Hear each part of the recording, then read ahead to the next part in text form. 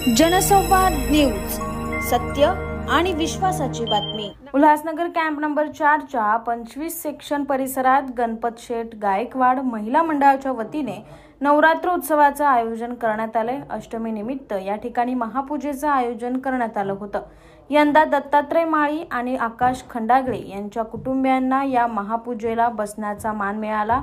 अनेक वर्षापासून मनीषा गंगाधर भोसले यांच्या वतीने देवीची मनोभावे प्राणप्रतिष्ठा केली जाते। आकाश सहाने, जनसंवाद न्यूज, उल्हासनगर।